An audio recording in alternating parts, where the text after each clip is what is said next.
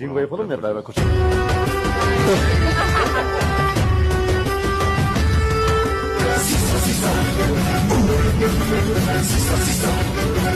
Ve yanımda da Erdem var.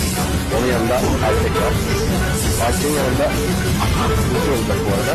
Onun yanında benim yanımda ise dünya tatlısı, dünya güzeli Hava Yaman. Muazzam bir program için var yanımda.